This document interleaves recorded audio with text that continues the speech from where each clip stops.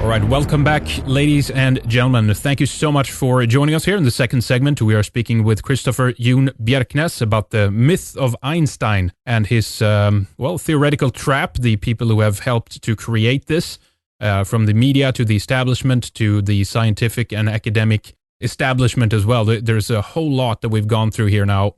Absolutely fascinating. It's very interesting to hear about this. And where I'd like to begin now in the second segment here, Christopher, is really to talk more about Einstein's political aspirations, how he was instrumental in aiding the Zionist objective, and in terms of how him as being launched onto the scene helped to kind of propel the movement. Tell us a bit about his, I guess, personal opinions as far as you know when it came to Zionism. Well, he was caught up in the turmoil of the First World War. And one of the reasons why we had a First World War was to break apart the Ottoman Empire and free up Palestine for Jewish occupation. Another was to break apart the empires which existed in Europe and to fuse them all into a pan-European empire, and to create perpetual wars among these empires. And Einstein was born into and was initially a citizen of the German Empire.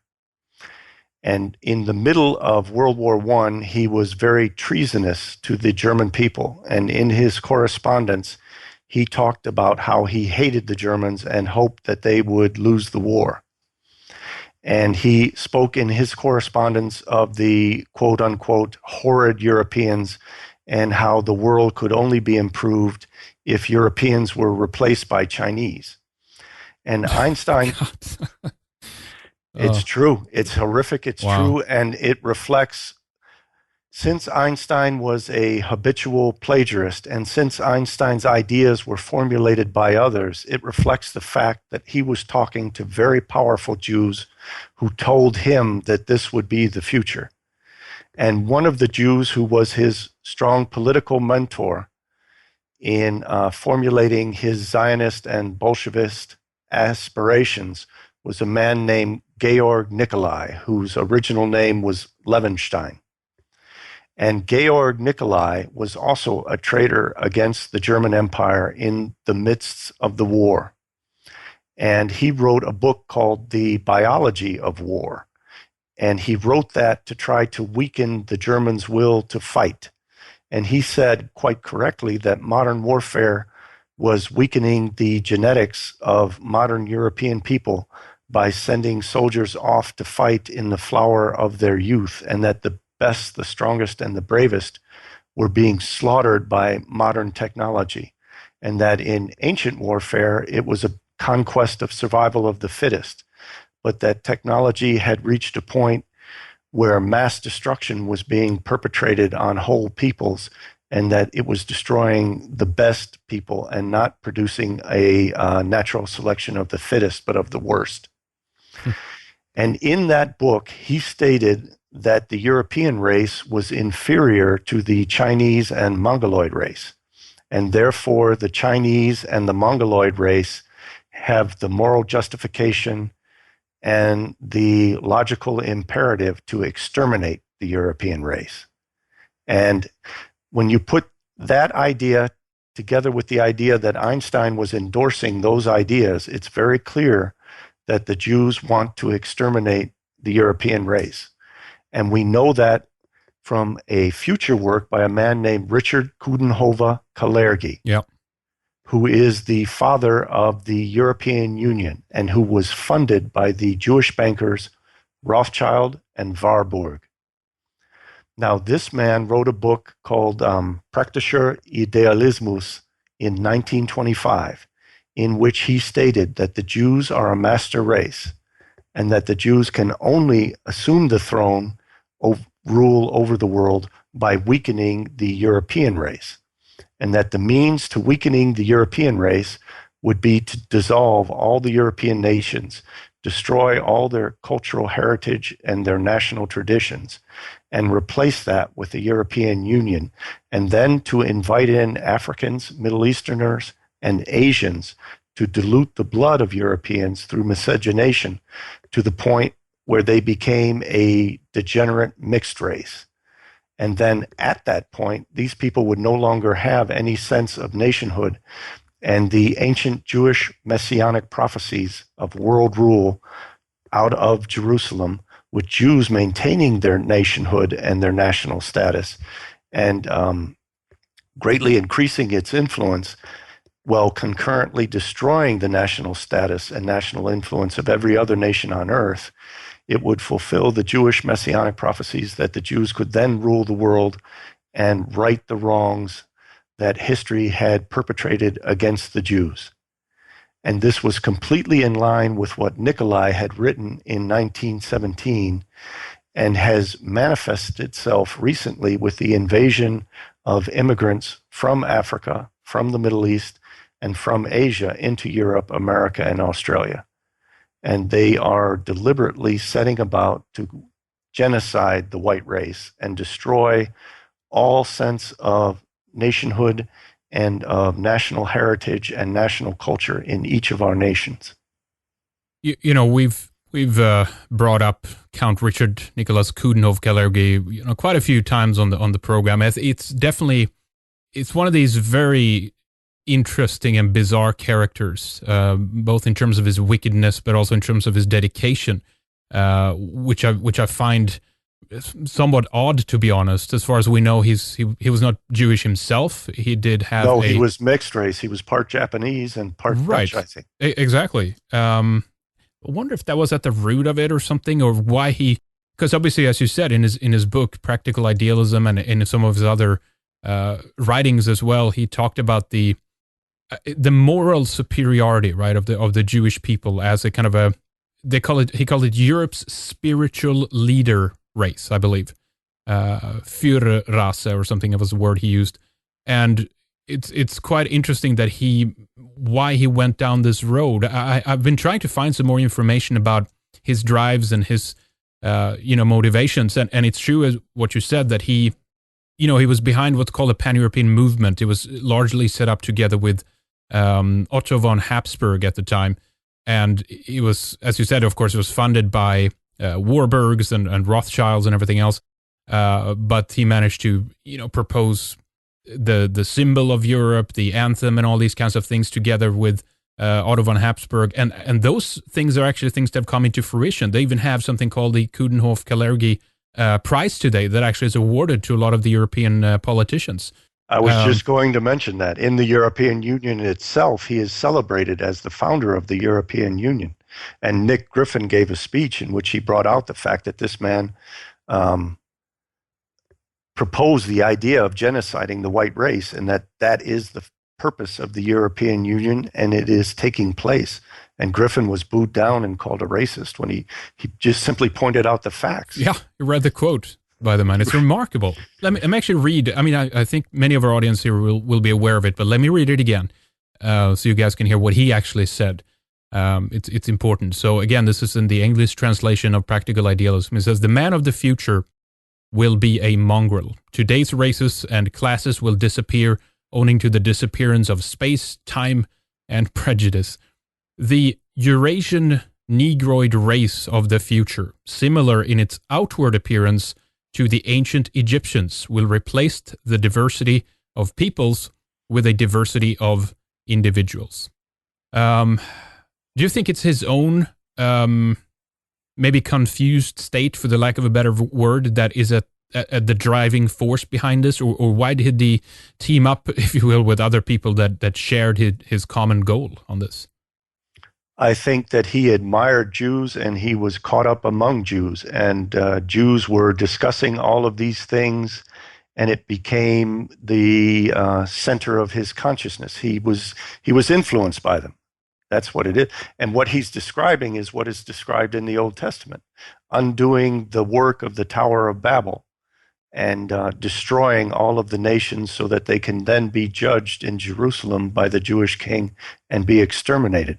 The Jews believe that non-Jews have the seed of the devil in their genetic structure, which was imparted by the serpent in the Garden of Eden into Eve. And this is told in the Talmud and in the Kabbalah. and that the reason why the world is so dysfunctional and so evil is because Gentiles exist and carry with them this seed of evil, and that the only way to undo this evil is to eliminate the Gentiles.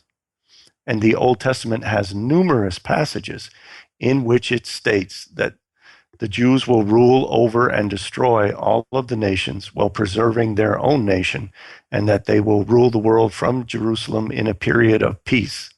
And a lot of people get sucked into this. Isaac Newton was another person who, long before Coudenhove Kalergi, said that the Jews should destroy Europeans, essentially exterminate the white race in fire and flame, so that the Jews can then assume their natural throne over the earth and bring God back to the earth. Isaac Newton was a Zionist who proposed the very same idea of destroying Europeans that Coudenhove Kalergi would. And Isaac Newton was one of countless pseudo-Christian Kabbalists, highly influential people who published these very same things, which eventually produced the Christian Zionist movement in America, where Christian Zionists believe that if they can provoke a nuclear world war, that all of the Gentiles will be destroyed, but the good ones will be raptured up into heaven and then will return in the Messianic era. And they're trying to push this. They're trying to push a nuclear war with Russia to fulfill these prophecies. And I think we make a mistake when we assume that intelligent people can't fall victim to these mythologies. And we make a mistake when we assume that Jews are smarter than everyone else and would never do anything this horrific because they're not as silly as these goggly-eyed Christian Zionists. But I think that people fall victim to these things, and when they are surrounded by Jews who are continually talking about these things, they start to assume that these things are natural, normal, and good. And I think that's what happened to Coudenhove Kalergi. He was simply immersed in it, absorbed it, and then promulgated it.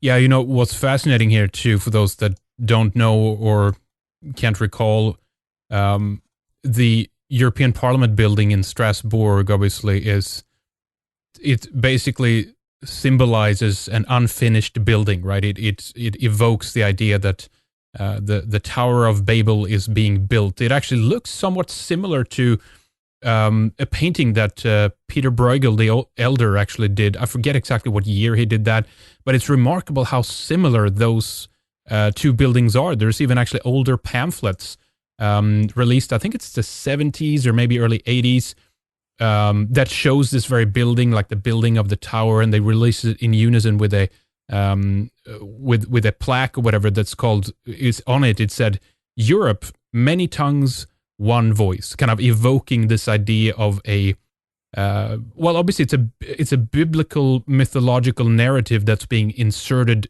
into all of this, isn't it? Yes, and in the Bible it specifies that in the end times there will be only one language, one tongue.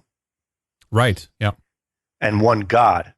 And I think one of the principles I would like to convey to your audience is the idea that the Jews believe in the idea of as above, so below.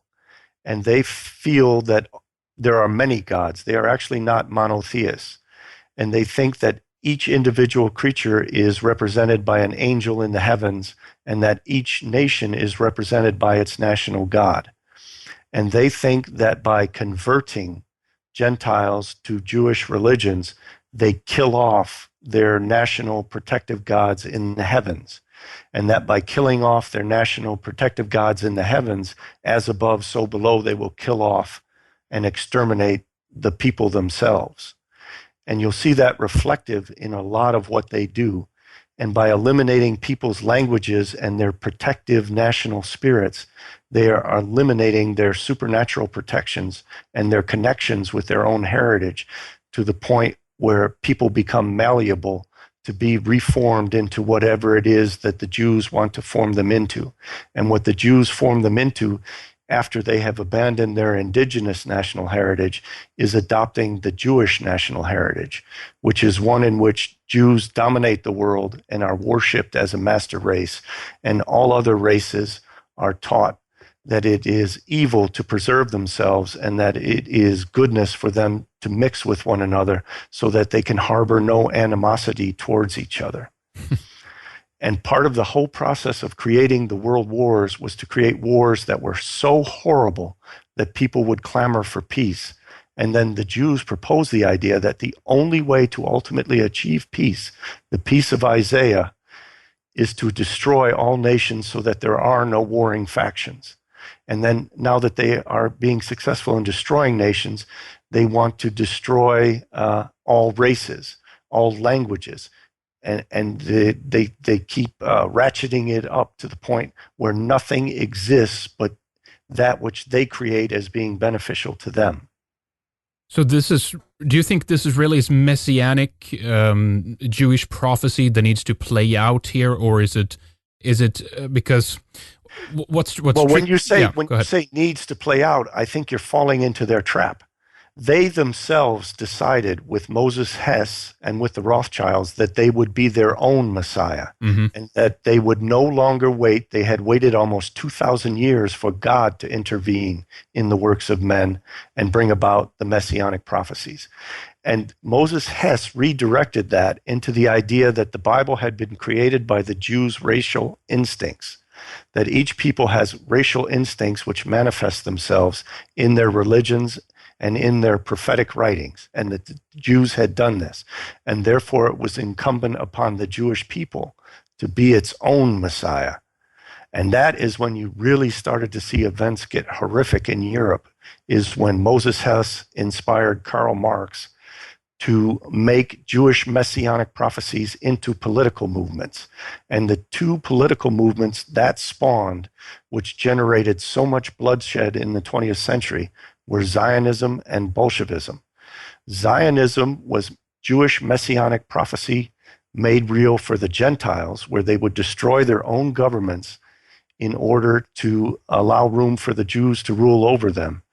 And Zionism was the Jewish messianic prophecy that the Jews would take over the covenant land of Palestine and the land from the Nile to the Euphrates for themselves as the seat of world government to rule over and eventually exterminate all the Gentiles.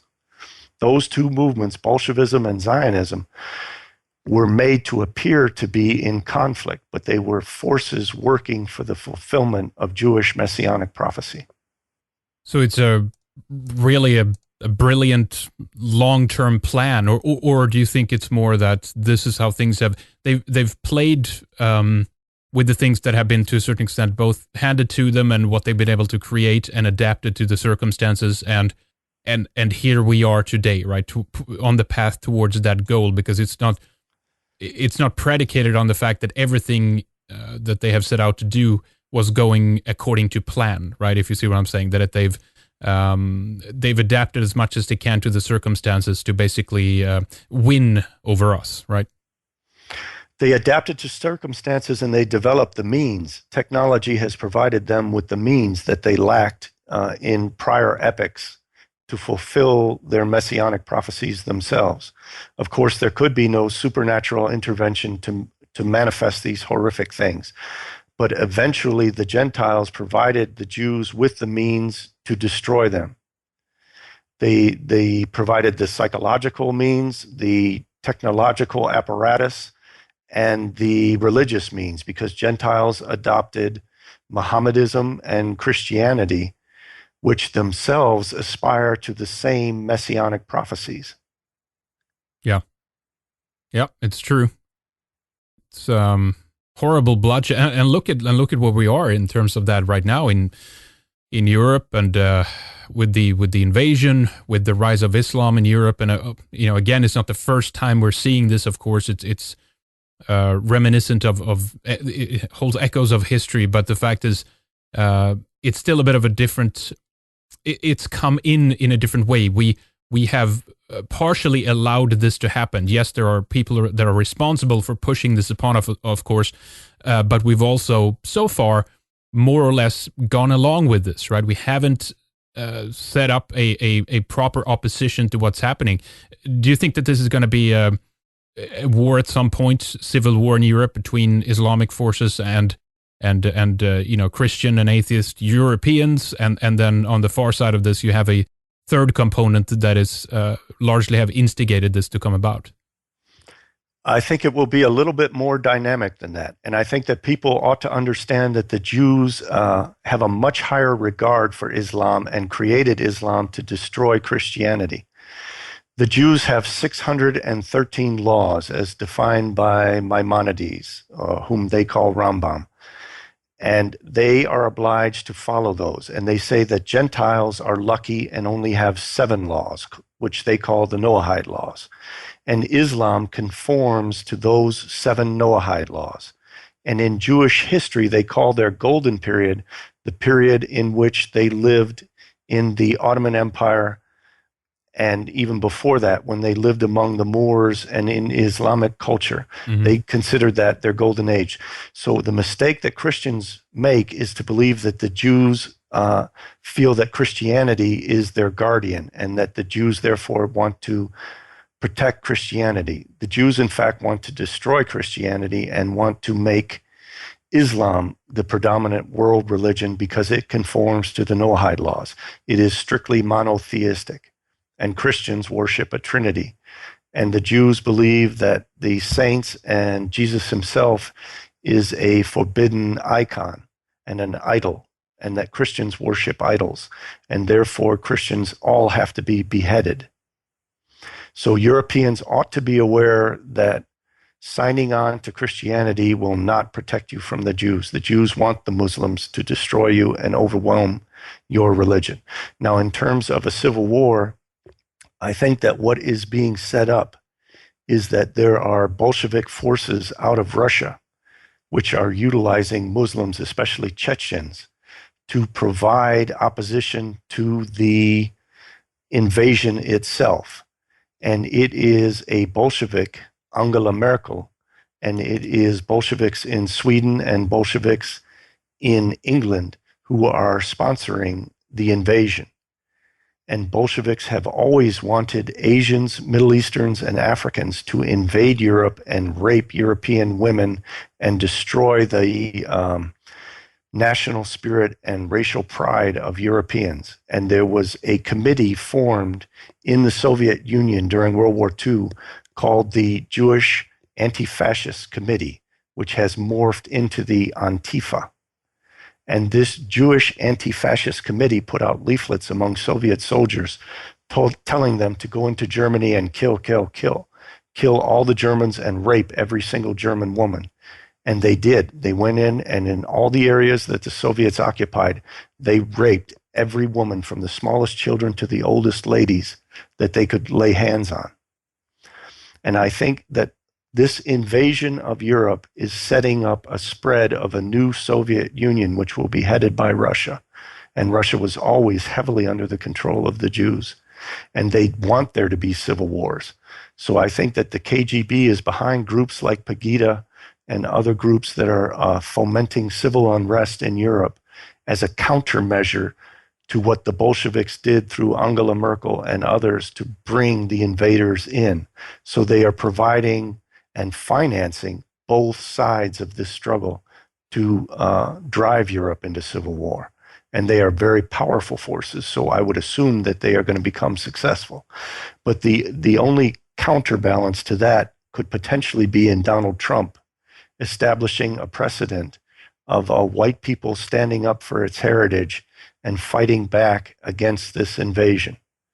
And if Trump can then provide a stabilizing influence as opposed to a revolutionary influence, which is what the KGB is doing in Europe, then Europe can stabilize itself and get these invaders out in an orderly and humane fashion. And I hope that that is what happens. Because if Europe falls into civil war, what they're going to do is they're going to have the anti-invasion forces dismantle NATO, which is what Vladimir Putin and Alexander Dugin are doing and why they finance people like the Le Pens to run for office. Because they want the pro-NATO forces to invite in an invasion and then the anti-NATO forces to be the opposition to that so that they can dismantle NATO so that when these civil wars break out, there will be no forces of defense from the Bolsheviks from Russia and China to come running into Europe and completely take it over. And I think their ultimate goal is to exterminate the white race in Europe and replace it with Chinese. Chinese have the largest population of any race on earth. And because of the musings of people like Einstein and like Georg Nikolai, I believe that that is what they're ultimately after, to get rid of whites through miscegenation and then through extermination. And the Bolsheviks showed through their whole history that they would always target the intelligentsia and try to create a eugenics program that would weaken the racial characteristics of whites, both by mixing them with what they consider to be inferior races and by killing off the best breeding stock of the white race. Well, that's certainly happened throughout the many civil wars in Europe, the detrimental world wars. Well, have you noticed? Have you noticed that the communists tend to create civil wars that become perpetual? You have North Korea and South Korea. You had North Vietnam and you had South Vietnam. You have mainland China and you have Taiwan. Right. Yeah. Yeah. They keep them going. They you had instigate East Germany, and West Germany, and it was Jewish forces that were behind the Civil War in the United States. So they are very clever at pitting a people against itself to consume itself, and not only to consume itself, but to consume its best citizens first. Yeah. Jeez. I mean, there's so many things here that we can discuss in detail of what you just mentioned. A lot of interesting, ideas. But I think one of the main things here to discuss a bit more about is in some regards how open many people are allowed to be on this front. We've spoken about many of these promoters many times, but it's always good to run through some of them. Of course, we have Kalergi, as you mentioned, part of this international guard that kind of sets the precedence in the early days of openly talking about it. But we have Wesley Clark, who also was Jewish, that spoke earlier during the Balkan Wars about how the idea of nationalism and the idea of these homogenous countries at that time is over. You've had professors and promoting the invasion of Islam, the supremacy of Islam in Southern Europe with Albania and with Kosovo. Right. Yeah, the support, suppressing Serbians, right, Christians, and then supporting the Bosnians, and making sure that. And again, it's these scenarios when they arise. It's always that. They claim, well, here's an aggressor and we have to protect the people from this evil aggressor. It's like, well, wait a minute. What was like Milosevic reacting to? What was he, why was he doing what he was doing, right? There's a lot of evidence pointing to the fact that there was people being slaughtered that comes through religious conflict, and he was just simply lashing out. And he wasn't this wicked, evil, Hitlerian dictator that they like to point him out to be. So there's a lot more behind the surface here, I think. Well, the whole formation of Yugoslavia went against the nationhood of Croatia, Slovenia, Montenegro, Kosovo, Serbia, to create a multicultural society, borderless society. It was in itself sort of a pan-European mini-union of antagonistic forces, and it was artificial. And Tito held it together for a very long time. But when it split, the ancient antagonisms manifested themselves again. Yeah.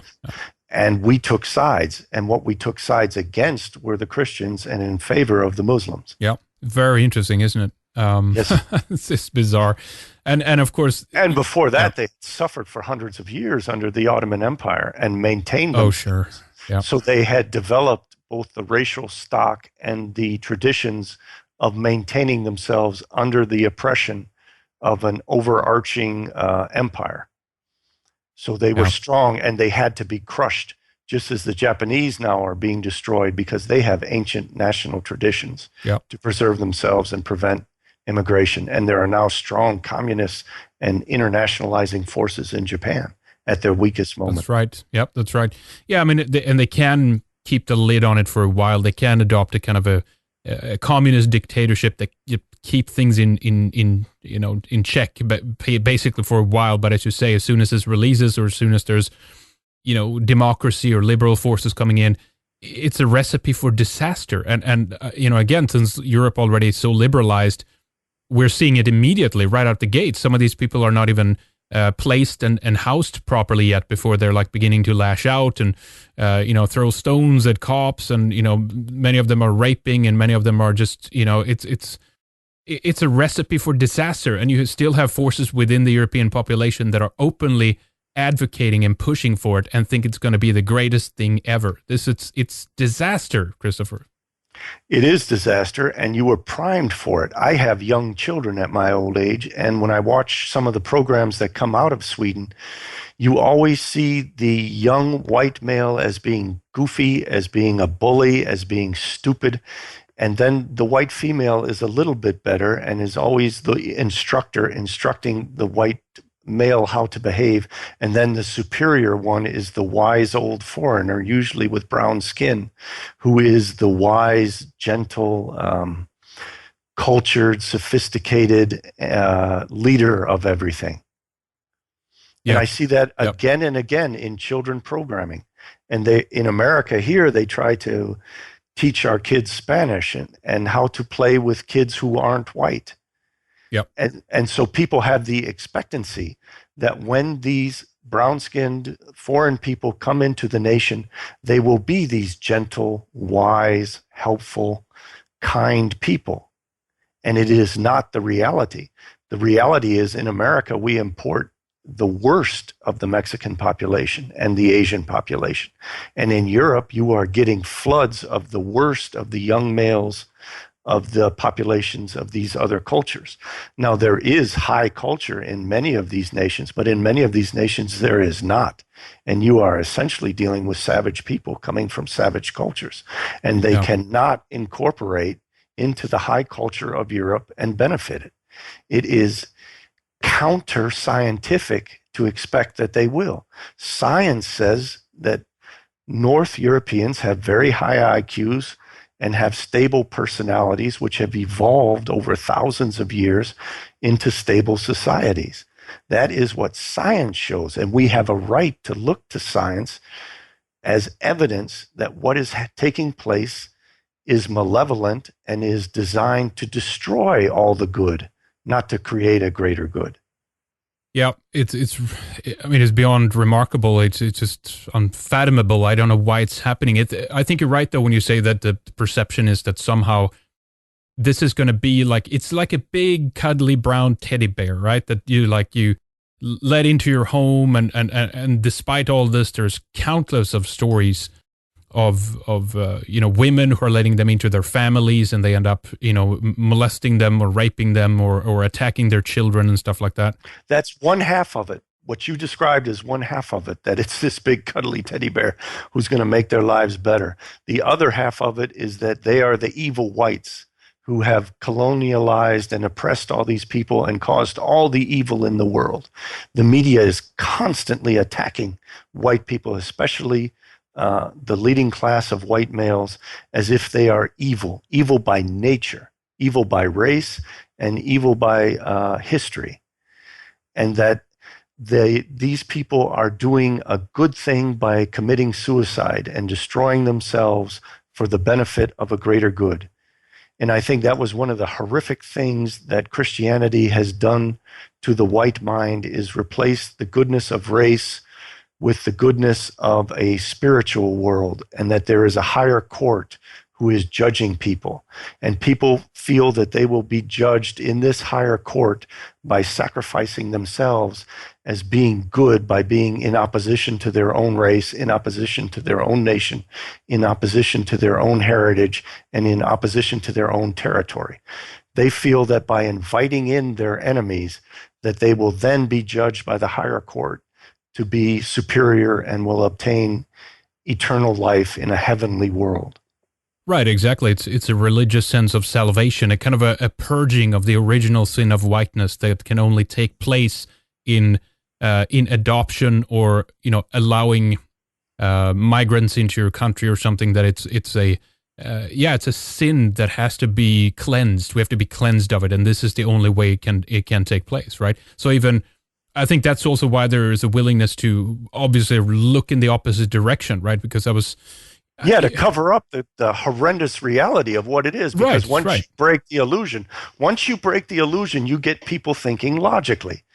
And when people think logically, even if they still accept the idea that there is a higher court, they will then say that this higher court is going to judge these savages harshly, and that it is these people who deserve damnation and not them, that it is these people who are evil. And hey, maybe it will occur to them that their ancestors weren't so stupid when they kept these savages separate from themselves, when they maintained their own high culture and said that we don't want these other people corrupting us. Maybe their ancestors had a point, and maybe it is these people who are bad and should be kept away from their children and away from their women. And even if these people aren't bad, maybe there's something good about themselves that their racial instincts should cause them to preserve. So when the illusion that has been created by media and Jewish educational institutions is broken, then we have an opportunity to get people thinking about themselves again and admiring their ancestors instead of hating them, and thereby admiring themselves instead of seeking to commit suicide to obtain salvation. And I think you hit the nail on the head. They see themselves as the new Christian martyrs, and they are throwing themselves to the lions of a foreign invasion. Yeah. I mean, I wish it wasn't so, right? I mean, and yes, not everyone is a bad person. Not everyone is a rapist, but let's face the reality of what has happened, what we can observe so far.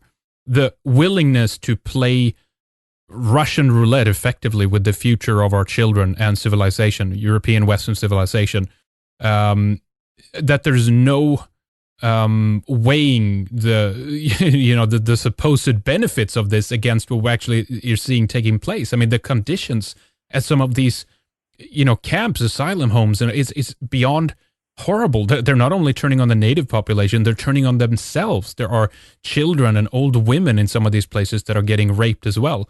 And they're bringing it with them. They're bringing it from Pakistan. Yeah. They're bringing it from Senegal, from the most horrific places. You are inviting these people in to come and take what you have.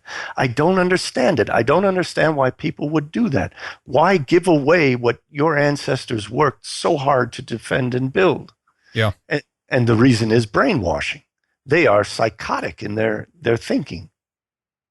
To a certain extent, I think that in some of the countries that they come from, there are very harsh punishments for some of these behaviors, and they would never do it in their own countries.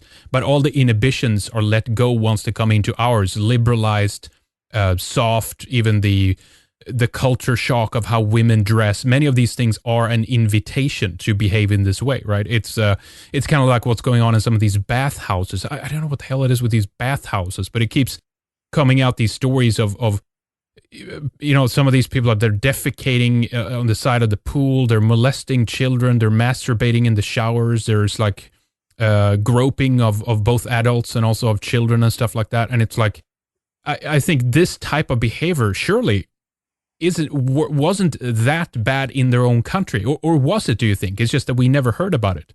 I think it is. I've known people who've been to Pakistan and many of these places, and to Afghanistan, and there were U.S. soldiers who witnessed boys being chained to the bed of Afghani commanders and tried to intervene and free these sex slaves, and were reprimanded for it. So I think you might be a little bit naive as to what goes on in those countries. Yep. But I think your insight is powerful and brilliant, that they feel uninhibited when they reach this paradise. Not only do they not have to work to earn an income, but they can behave in this way. And I think one of the things that you're aware of that you didn't mention is that the government protects them from their crimes. Yes. In England, these rape gangs, when the parents reported this to the police, it is the parents that were threatened with arrest, not the rape gangs. That's right. And the authorities deliberately covered it up. And that gave these Muslims a sense of empowerment, and a religious sense of empowerment, because Islam teaches that they have the right to do these things to the infidels. And the government itself is reinforcing that. So it becomes a cascading effect where all of these societal influences justify this perverse behavior. So it increases it. Yep. Look at Sweden. We had a story coming out a few weeks ago now about how the Swedish police are actually actively covering up if the crimes involve, these, supposed refugees, these migrants, these invaders. The code was 291, right? So everyone, or if they discover that the crime involves one of these people that are specially protected, talk about privilege, by the way, who are specially protected within our society if they commit crimes. They name it. They put the 291 code in connection to the crime, and voila, everything disappears and it's swept under the rug, and no one can talk about it. To actively prevent people from actually speaking out and discovering what the true nature of many of these people are. I mean, that's the state and the security in Sweden specifically have openly now said that they basically can't guarantee the safety and security of their own people anymore. This is the government abdicating the right to be in a position of having a monopoly violence and enforcing that on people, right? They have effectively broken the contract between people and state, as far as I'm concerned. But only in terms of the invading force. If a white Swede who has been a Swede for 1,000 generations breaks the law, then the state apparatus is very strong and very powerful and will come down with a heavy hammer on that man. Absolutely. What they are is an enemy army. Your government has become an enemy army, imposing this enemy force upon you. And they're specially protected, and the aspect that the Swedish state and the authorities are now worrying about is mobilization of the native Swedish population against this invasion, right? They even we have this famous case in Sweden going back to, I forget exactly when it was early 1900s, maybe a bit later. There was a demonstration by, a union, there was at a mine, a metal, iron ore mine, or metal, or whatever you call it. And you had a group there that were protesting the state. It was there was a communist faction within this, right? And what happened is that eventually it became so bad that the military opened fire against these people, and one was killed. Ever since that time, and this took place in a small town up in northern Sweden called Ådalen. So one of the standing kind of phrases that you've heard from the socialist and communist left in Sweden has been, never forget Ådalen, right? It was set as a precedent of why the military should never be deployed against its own people. Fair enough. I understand the point. Despite the fact that you might, have an interest, a government might want to have an interest in protecting itself against a people that is trying to topple it, etc. But nonetheless, it's been there. That's it. That's the point, is that the next logical step from that is that the people have a right to revolt and attack the government. Right. That's what the communists were leading up to. I'm sorry for interrupting. No, it's fine. No, you're right. And so what happened is that this law was actually revoked a couple of years ago. I think it's 2 years exact that this was revoked, which means that, again, now the military is allowed to be deployed against its own people. And it's worse than that. The military in Sweden have now actually done active training and drills involving, some so-called of these national, surgeons or a rise of nationalistic sentiments within the country, and how the military should be deployed against those people to take care of that problem. I think the pieces on the chessboard is pretty much lined up and set, and they're just waiting for this to begin to happen, basically. So they know what's going to happen. They know the response. And so the logic follow-up question to all of this is, of course, okay, so are they creating conditions where they're awaiting for a response which can trigger the ultimate purging of some of these few remaining, sources of nationalist sentiments? Or where do you think this is going if this is also occurring in other countries? That's why I am very concerned about the promotion in the alternative media of Vladimir Putin as the savior of Europe, because he is involved in funding and organizing the groups which are going to revolt against the tyranny that is being imposed upon you. And it is a classic Bolshevik maneuver to set up both forces so they consume one another. And then the Bolshevik armies, with its masses of people from China and Russia, will have an easy time coming in and taking you over. And even if you're able to defeat these oppression that you face from the Swedish government, and God forbid it ever comes to that, they will then have superior forces to come in, and it is the Swedish government which will invite those forces in to attack you. When you start to see United Nations forces and other things moving into Sweden, you should be especially cautious. Absolutely. You know, I raised this concern on another show recently, and I still think it's a valid point that, and it's effectively what you're saying here, of course, but this very idea that the conditions within Europe are going to be so bad, and they already are, in fact, that you naturally and understandably and, you know, frankly, absolutely righteous as well, reaction to this, right? So that what happens if Europe cleans up its act, so to speak, and decides to deal with this problem, almost kind of in a way of a larger version of what Germany did after the, you know, Versailles Treaty and the First World War and all this stuff, right? That they took measures to target those that they saw were responsible for the mess and specifically for the utter, you know, degeneracy of what was going on in Berlin at the time, etc. All these things that we've, you know, people can read about. What if that happens on a larger scale in Europe, that we decide to go together, operate together, we organize, we coordinate things, we actually throw out people that we feel have entered into Europe unlawfully and during a time now of this mass invasion, etc. I mean, you might be right in this regard. What if the internationalists, the rest of the world, with even African populations, Indians, Pakistani, Chinese, Asian, maybe even North America, who knows? I guess that depends on Trump or what as an interesting variable there. But what if they all in unison turn against Europe in the same way that we saw the world turn against Germany during the Second World War? Well, that's what worries me about this Putin worship, is that they are now celebrating the idea of being anti-Western. That is a buzzword for them. They hate the West. Now, what is the West? We are the West. They are also provoking you to hate and destroy yourselves. So what has to come about is an authentic, not even really an opposition, but simply an authentic European movement that is political in nature and that receives funding from the wealthy class to preserve Europe.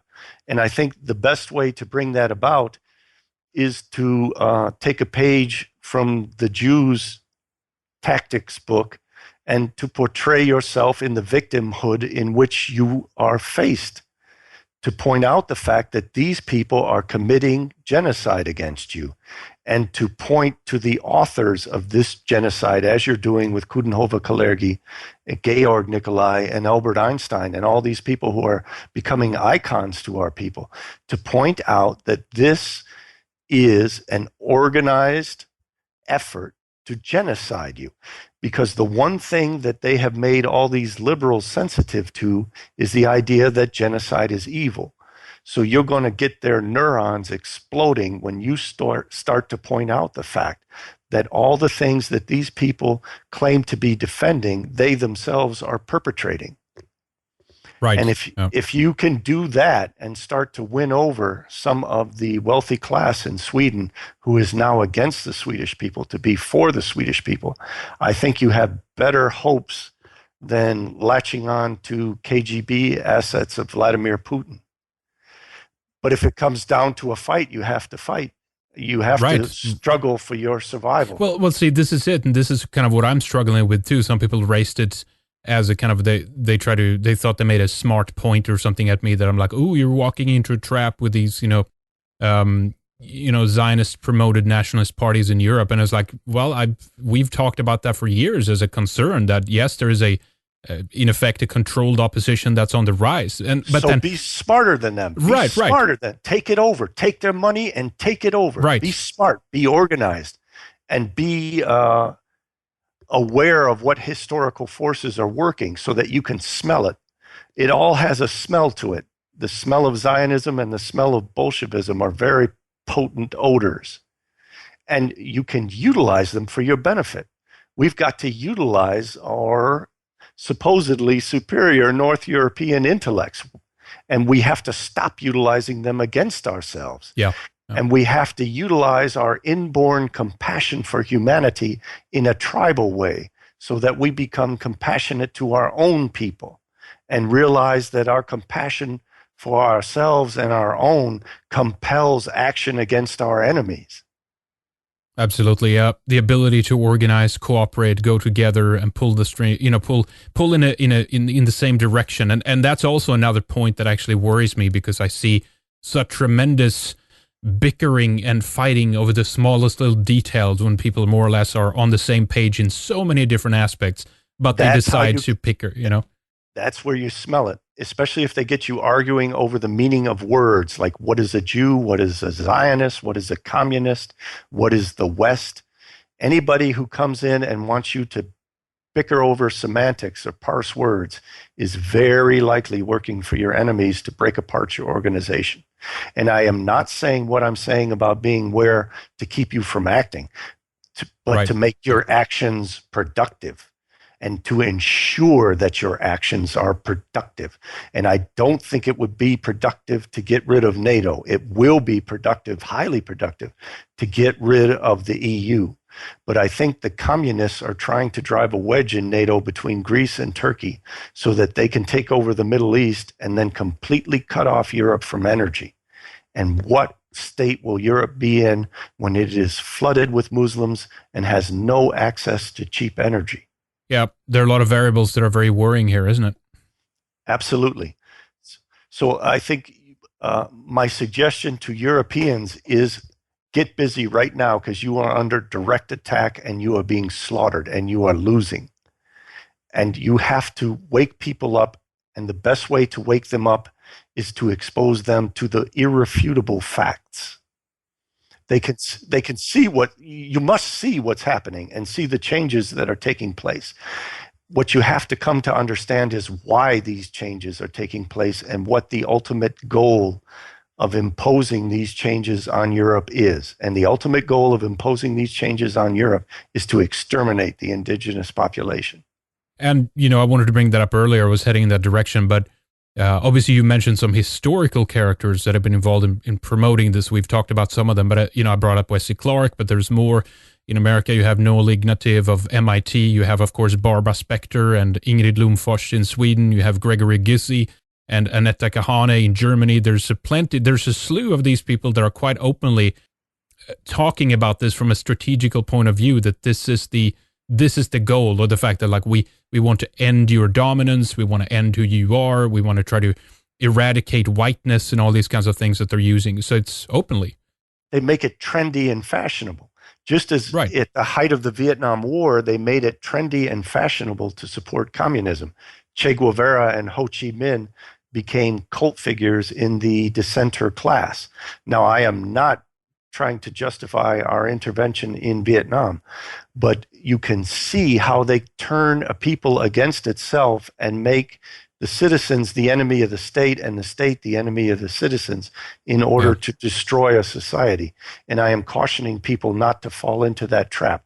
Do not make a hero out of Vladimir Putin. He is another Che Guevara. He is another communist dictator who does not have your best interests at heart. And his political philosopher, Alexander Dugin, is vehemently and viciously anti-Western. And when I say anti-Western, I mean Swedes, Norwegians, Danish, English, German, Italian, Spanish, Portuguese, etc., French, etc., etc., etc. They are your enemies, not your saviors. And you think that is just not part of the rhetoric of the fact that this is modernity? It's what the West represents today in terms of the enforcement of liberalism, political correctness, of military power in other regions that ultimately No, all that's true. All that's true. But who are the instigators of all that? It is not Western tradition that is the instigator. No, of course not. George Washington was vehemently opposed to American interventionism in foreign wars. It is the Jewish lobby which overwhelmingly took over our society in the 20th century, and the neoconservative Trotskyite Jews of the same bloody red strain as Vladimir Putin that created these permanent wars and permanent revolutions, all based on Kabbalistic Jewish messianic prophecies to create permanent instability in order to destroy primarily Europe, because Europe destroyed the Jewish temple and sent the Jews into a diaspora. They want to undo what they view as that injustice. And the way that they are going to get back at Europe is to exterminate Europeans. They want to get back at Europe for dismantling the temple in 70 AD and sending the Jews into the diaspora. Yeah, I was just going to bring up the siege of Jerusalem. That's where it all goes back to, isn't it? There's a lot of things that happens after that point. Just a big mess. Because I was and before that point, the Antiochus Epiphanes. Antiochus, yeah, exactly. Yes, yeah. The fourth slaughtered a pig in the Jewish temple and put in a statue of himself as a god, as did later Caligula, as was the Roman emperor's prerogative and as was normal in the ancient world. He wanted to be worshipped as a god. And let me add, and look at what the Zionist establishment have done today in the White House, right? I mean, if the White House doesn't represent, if that isn't a temple, if you will, to Western power, right, then what else would be? It's even in Palladian architectural style. There's a lot of things behind this, but nonetheless, the placement of a menorah on the White House lawn that's being ceremonially lit every year in commemoration of the slaughter of these Greeks, right? That's putting their idol in our temple, if you will, right? It's a counter move. That's how I see it here. Absolutely. And Disraeli said that, look at the Vatican, where you have a Jew worshipped as God, and all of the Roman gods have been destroyed. And it is a form of sympathetic magic to place the menorah in the White House, because that symbol then becomes the reality of Jewish international rule, and that symbol represents the extermination of the Greeks.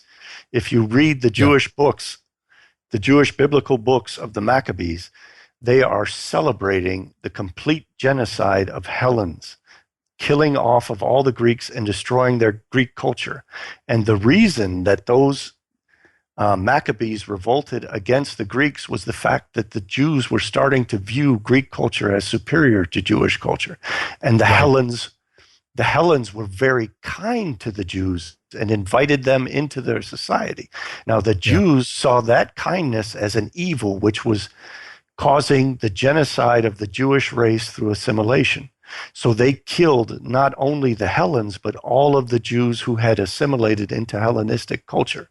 The Maccabees not only celebrated the genocide of the Greeks, but also the genocide of all of the assimilated Jews who had assimilated into the superior Hellenistic culture. Yeah. And they did the same thing in Russia when the Tsar started to welcome in Jews to assimilate. And the Tsar emancipated not only the serfs, but the Jews, and began to break apart the Pale of Settlement and all of the ghettos so that the Jews began to become assimilated. They began to hate the Tsar, and they overthrew the Tsar and destroyed him to end that process of assimilation. That is what the Jews hate the most, is for Jews to be racially integrated into other people, or even to be exposed to the culture of other people. And that is what the menorah celebrates in its highest form, is exterminating other people so that Jews are never exposed to any other genes or any other culture, and maintain themselves as Jews. They view that as a form of self-preservation. And they believe that the only ultimate form of self-preservation is to exterminate all Gentiles. The punishment is because of the kindness, that those that actually let them in are those that they, well, at least first turn on. Those are their worst enemies. Yeah. People who are kind to Jews are their worst enemies. And that's why Christian Zionists ought to be very wary, because they are ultimately hoping to convert Jews to Christianity, and they are helping and empowering the Jews to reach such a powerful force that they will then be able to exterminate the Christian Zionists. And they have the Christian Zionist churches all under their control. They are completely dominated by people with close ties to the Israeli establishment, and they are funded by them, and they have been made famous by them, and they have been schooled by them. And many of the books that they read have been published by these Zionist Jews or people working for these Zionist Jews. And the Jews hate most those who are kind to them because that kindness invites in mixture. And the Jews have many laws to prevent the mixture of Jews with non-Jews. They will not eat at the same table with non-Jews. They will not allow any religious doctrines, and for thousands of years, not even scientific doctrines, to enter into their synagogues, which are schools. They do not want the Jews to lose anything Jewish about themselves. And their ultimate goal is to exterminate everyone else in order to preserve themselves. Now, is this primarily true for the most vehemently religious Jews, or what about the liberals, right, and those behind Reform Judaism, etc.? Did they ultimately agree with a lot of the things you've been talking about here, do you think, or is there a schism within the group? The modern liberal Jew is a product of what happened when Shabbatai Tzvi became the Messiah of the Jews and said that the Jews now have to take Palestine. And they created the sect of Hasidic Jews. And the counterbalance to the Hasidic Jews was the Reform Jews of Moses Mendelssohn. But those Jews were sent in to Western civilization to subvert it from within. And there was a precedent for that. When the Jews were persecuted in Spain, there was a famous letter written that said that the Jews should enter into all the professions. They should enter into the court so that they could poison the kings. They should become doctors so that they could kill any Gentiles who were their enemies. They should become teachers so that they could subvert the educational process of Gentiles and make them enemies of themselves and subvert their own interests for the benefit of the Jews. And there was a long list in this letter of what the Jews should do, and that's what they've done. And Moses Mendelssohn facilitated that by creating Reform Judaism, which then allowed Jews to enter into Christian universities by either faking to be Christians in those countries which prohibited Jews from entering the universities, and in from more liberal states, simply entering into the universities as Reform Jews and being able to sit next to Gentiles and eat with Gentiles in Gentile cafeterias. That was a necessary process for them to infiltrate Gentile society, and that's how the modern liberal Jew was formed. And then the modern liberal Jew came in and took over the mass media to promote all kinds of self-destructive ideas among Gentiles. Give us the name of the letter again. I missed that. Oh, it was sent from a chief rabbi to someone in Spain, to the Jews of Spain who were complaining about it. It's contained in a book called Waters Flowing Eastward. Right, yeah. Which republishes the protocols, but it also has that letter in it. And I can't remember the specific. I think it was a letter to the rabbi of Toledo or something like that. Also, it's way back then, huh? Because that's I've brought that up too in many shows, but it's a very interesting history of what happened to the Visigoths and to what later became the Spanish kingdom. How the cooperation took place with the Muslim invaders, how the gates to many of these cities were opened, etc., and how they actually quite openly brag about that today, right? That this was a great thing. These evil Visigoths try to have them convert and abide by the same rules as everybody, to convert to Catholicism or convert to a kind of new Christianity, right? So that was seen, as far as I understood it, as such an offense to the fact that they couldn't remain who they were, so they wanted to destroy everything they had built as a kind of a punishment for even suggesting this idea, right? That's why they had to flee Spain. That's why they sent the Jew Christopher Columbus to America to create the New Jerusalem. The Spanish were becoming very open to Jews and allowing Jews to assimilate. And whenever that happens in a society, the Jewish elders sponsor what they claim is anti-Semitism to expel the Jews so that they no longer assimilate and lose their Jewishness. And King Ferdinand's father was a Jew. And it was the Ottoman Empire who welcomed them in. And somebody from Nasi, I forget his name, set up the Ottoman Empire and ingratiated himself to the Sultan by giving him large sums of money, and then invited in the Jews from Spain into the Ottoman Empire, where they then used the Ottoman Empire as a weapon against the Europeans.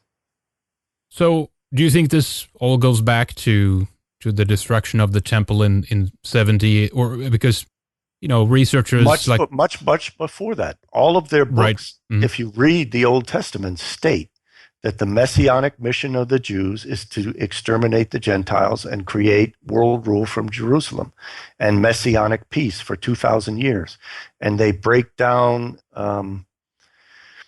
the ages of the universe into 2,000-year periods. And they say that the foundation of man with Adam was a 2,000-year period.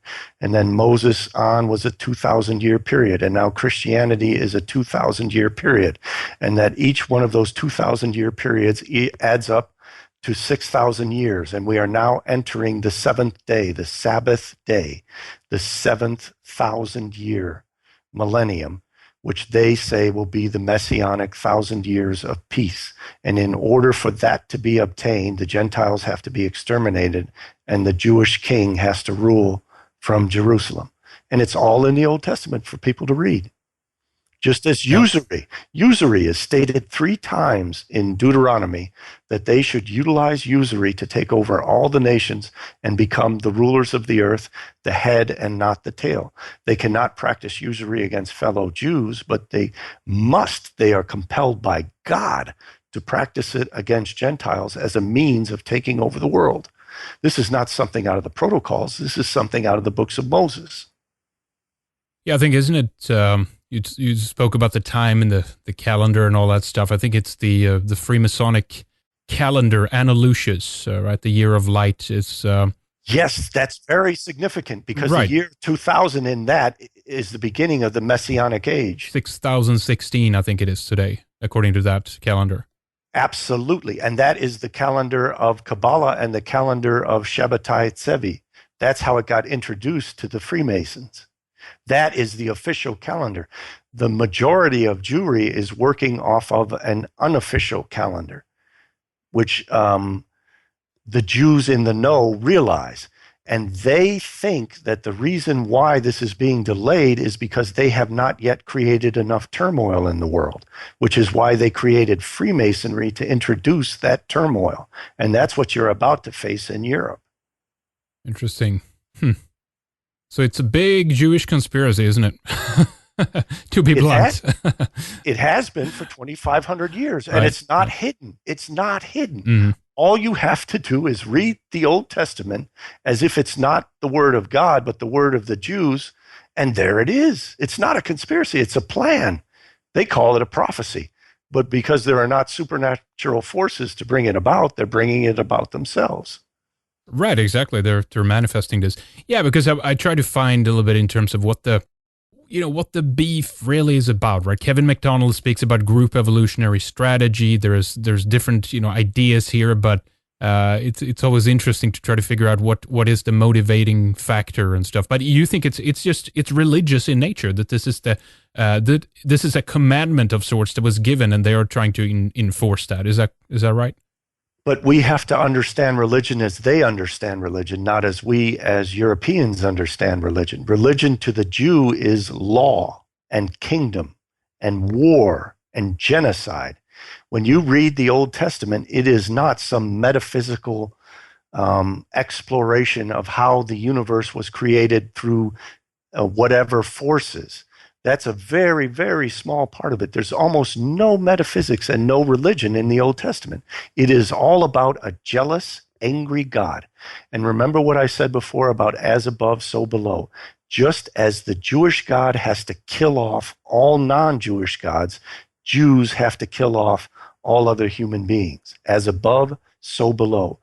And the Old Testament specifies that there will be a new heavens and a new earth. And by that, they mean a heavens in which only their God reigns and an earth in which only Jews reign. And ultimately, the only way for Jews to reign absolutely is to exterminate all non-Jews. And it's very clear again and again in the Old Testament. It is genocide after genocide. They were never the native inhabitants of Palestine. And the only way they could come to rule Palestine was to exterminate all of the indigenous peoples so that they could never, ever again in the future try to reformulate and retake the territories that they held. Do you have you outlined, if you will, some of this chronology that we've been talking about in one of your books? Yes, you'll find that in my book on Maleva Einstein, I talk a little bit about that. I talk more about it in Albert Einstein, the Incorrigible Racist, and in a PDF I have available online called The Manufacture and Sale of Sane Einstein.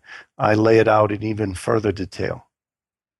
And in many of my blogs, I have many series of blogs that talk about the universal enslavement of the non-Jew and many of the issues we're discussing.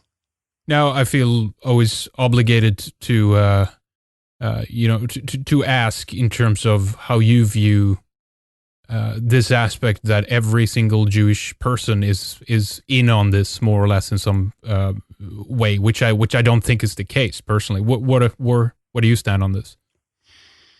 No, and I know that they're not, because I can see the shock in their face when I say some of these things, but it is the Jewish people and the tradition of the Jewish people as a collective. This is their history, their tradition, and their mission.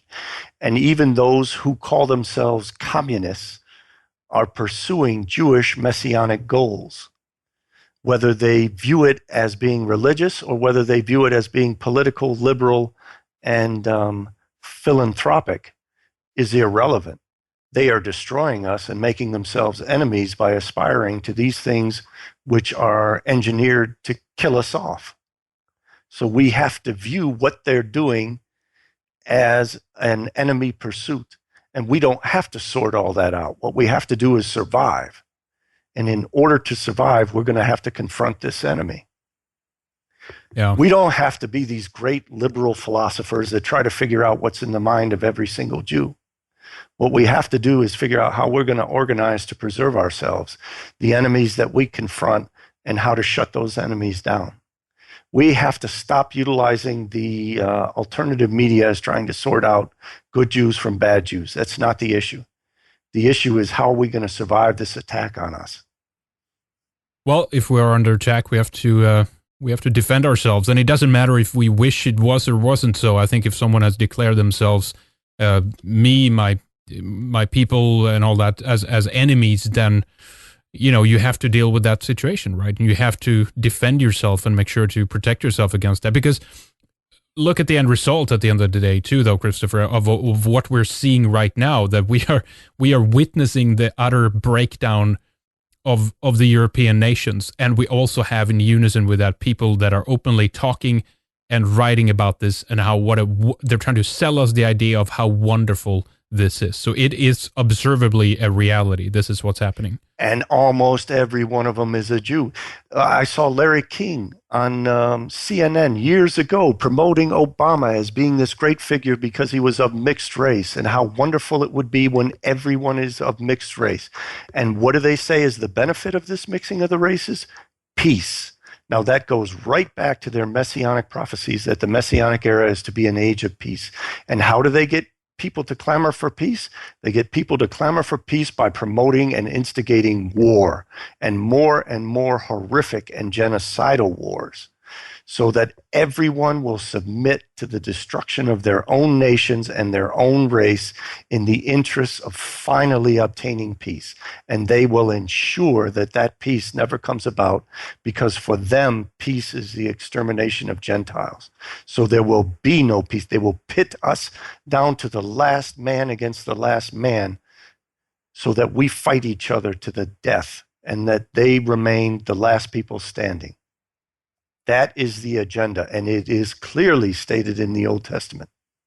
In the Old Testament, it says we will bring brother against brother, and that they will use Esau as their sword and as their soldier and as their slave. Now, to the Jews, the twin brothers Jacob and Esau signify the Jews and the Gentiles. Right. Yeah. Well, Christopher, we could obviously go on and on here for probably another hour at least. Let's let our audience ponder on some of the things we've been talking about here and let them digest this a bit. It's a lot to. I mean, we do speak on this topic now and then as well, so it's not all new, but you've put some new thoughts, I think, into our minds in terms of connecting some of the dots, basically historically, and tying that into, interestingly enough, also the context of science, which is a new angle, really. So why don't we do this? Let's talk a bit more about some of the books, so people know where to go if they want to try to read some more of this for themselves, and check out your work, check your sources, and try to in one way or another confirm this for themselves, right? So they can validate this. So give us some of the details again, where people can go to read more. I have links to my books on my website, jewishlacism.blogspot.com, and Jewish racism is spelled out as if it were one word. Probably the best way to get directly to my books is to go to Amazon.com and put in my name, Christopher John, Jon, Bjerknes, Bjerknes. All right. Very good. Well, I think this is, as I said, very interesting. I'd love to have you back, in future shows here and talk a bit more about this, and also actually go into a little bit more detail on your book on the Jewish genocide of Armenian Christians. I think that's a topic that we haven't really spoken enough about, and it's very interesting what you alluded to. Also, of course, in terms of the Young Turks and the history there, there's a lot to go over there. Oh, absolutely! I welcome the opportunity anytime. And thank you very much. I very much enjoyed it, and it was a wonderful interview. Well, thank you. Yeah, you absolutely. You too. Thank you. It was great having you here. As I said, I've wanted to have you on for some time. Is there any? I mean, we can have you back. We can let people mull on this for a little bit, but and at a later time, I think we can have you back and talk a bit about some of the things that you suggest people do, etc. But is there any, I guess, closing words that you'd like to leave us with here before we wrap up? Yes. If you find what I am saying shocking, see if it is as shocking as what you see happening to your nations. Does it not shock you more that your children are now in schools with people from other countries who are subverting your culture, subverting your language, bringing in their foreign diseases, and attacking your children, bullying your children in their own homeland? Would your ancestors have tolerated that? And stop hating your ancestors. Become more like your ancestors. Preserve yourself. The only reason you exist is because your ancestors fought this in the past. And if you want to have descendants, if you want to have grandchildren who look like you and who look like your ancestors and think like you and occupy the lands that your ancestors claimed, then you have to stand up as they did and defend yourselves. Well said. Good job. Thank you so much, Christopher, for doing the work you do. Thank you so much. Thank you, sir. Well, I hope you learned from today's program. Thank you so much for listening. We have much more coming in the week ahead, so please stay tuned. A special thanks to all our members for your continued support and for being there for us. We have some updates planned for the websites. We're going to do the members website right after an update on redicecreations.com and give some even more enticing and hopefully enjoyable additions as well to all our wonderful members. Have a great rest of your day wherever you are, and we will speak more soon. Thank you again, and my thanks to the team. Take care.